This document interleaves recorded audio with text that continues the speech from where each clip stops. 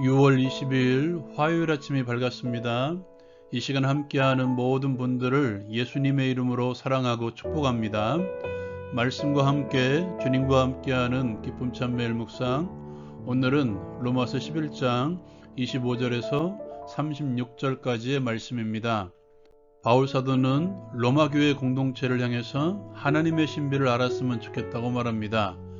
그 신비는 이방인의 충만한 수가 들어오기까지 하나님께서 이스라엘의 얼마를 우둔하게 하신 것입니다. 그 이후로 이제 온 이스라엘이 구원받을 것이라고 선포합니다. 바울은 자신의 선포를 증명하기 위해서 이사야 선지자의 예언을 인용합니다.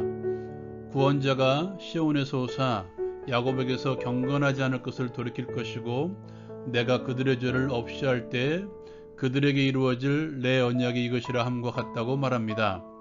이 말씀은 그리스도의 첫 번째 임하심으로 이루어졌고, 예수께서 다시 오심으로써 완전히 이루어질 것입니다.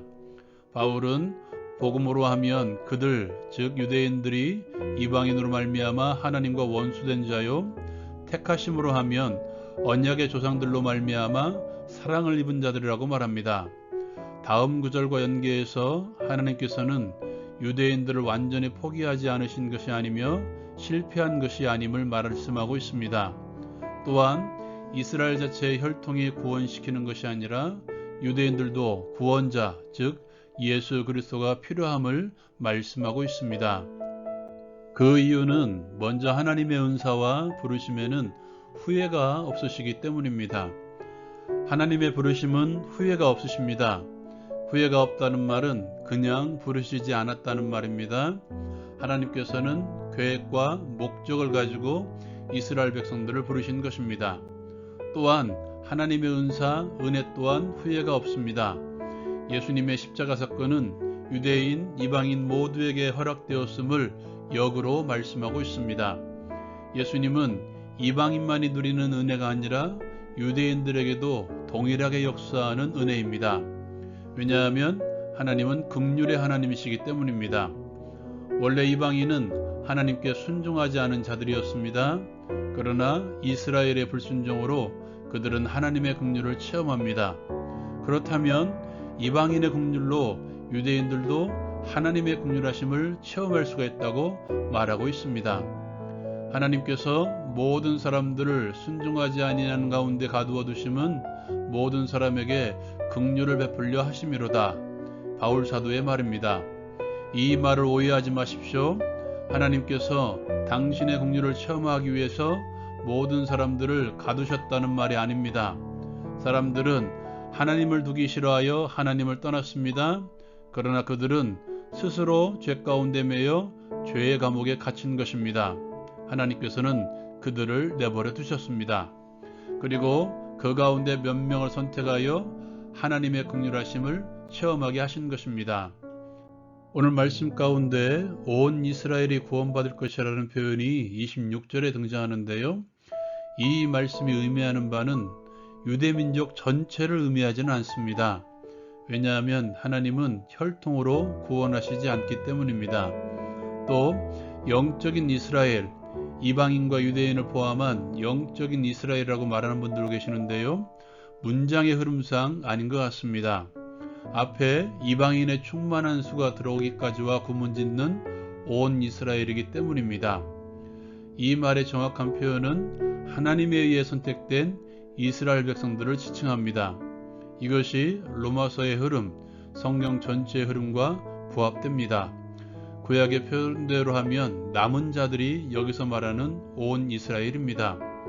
이러한 표현은 유대인들이 즐겨 사용하는 표현으로 이스라엘을 지칭할 때 쓰는 말입니다. 유대민족 전체를 표현할 때에도 사용하지만 한 사람을 표현할 때에도 여러 명의 이스라엘을 표현할 때에도 즐겨 사용하는 표현입니다. 이를 통해서 32절에서 사용된 모든 사람도 전 인류를 나타내는 말이 아닙니다. 처음 모든 사람, 즉 모든 사람을 순종치 않음에 가두어 놓았다는 표현에서는 전 인류가 맞습니다. 그러나 모든 사람에게 긍휼을 베풀었다는 모든 사람은 전 인류를 나타내지 않습니다. 정확한 표현으로 하면 그 모든 사람입니다. 그 모든 사람은 앞에서 언급되고 있는 이방인의 충만한 수, 하나님에 의해 선택된 유대인들을 지칭하는 말입니다. 하나님께 선택받은 이방인과 유대인들을 나타내는 표현입니다. 결국 하나님의 구원 역사에는 이방인과 유대인이 하나 된 공동체입니다. 그 공동체는 하나님께 선택받은 자들만이 함께 할 수 있습니다. 그리스도의 믿음으로, 그리스도를 믿음으로 의롭게 된 자들만이 함께 할 수 있습니다. 왜냐하면 하나님께서 그렇게 계획하셨고 당신의 능력으로 구원 역사를 이루어 가시기 때문입니다. 하나님의 구원 계획, 하나님의 구원의 역사를 깨달은 바울은 하나님을 찬양할 수밖에 없었습니다.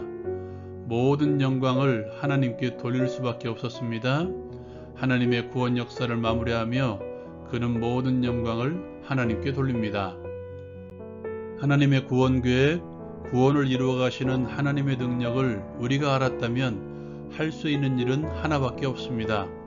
바울 사도처럼 모든 영광을 하나님께. 오늘 하루는 그렇게 살아봅시다. 하나님께 영광, 하나님께 예배. 죄인 되었던 나를 구원하신 하나님의 은혜, 예수 그리스도의 십자가 사건으로 죄사함 받게 하신 은혜, 예수 그리스도를 중심으로 하는 하나된 공동체의 일원으로 삼아주신 은혜. 오늘 하루 마음껏 하나님께 감사하며 찬양하는 삶을 살아갑시다.